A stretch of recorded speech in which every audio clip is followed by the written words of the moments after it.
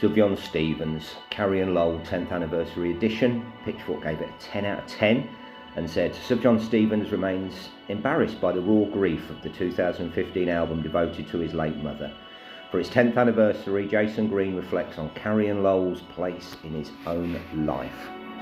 Yeah, I mean, I do love Sufjan Stevens. I guess anybody who watches this regularly knows that. He's one of my Holy Trinity of artists. It's him, Pavement and Kendrick Lamar. To me, those have just produced 10 out of 10 albums all the way through. At number one on my Spotify playlist of all time, I've played more Sufjan Stevens than anybody else. And this is an album I love, but I rarely go back to. I usually go back to Illiniose or BQE. There's sometimes the others, but very rarely this. I listen to the live album of this tour more than I do this.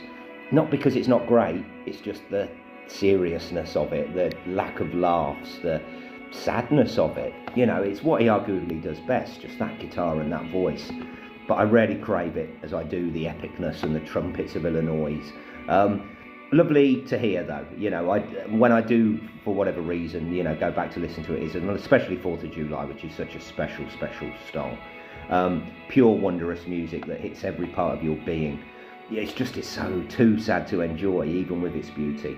I feel that it's time for the time for this album is coming for me. You know, you need to be really sad and you need to be in grief probably to really appreciate it. I hope it never does happen. I've been quite lucky, but I know that day's coming. The demos were okay, didn't really add too much for me. I was very excited by the 14-minute version of 4th of July. I was hoping it was like the Lowell version with massive crescendos and electronics, but no, it's just a longer ambient version, and actually I'm glad it wasn't on the album. But still, I agree, 10 out of 10, as all of his albums are, really.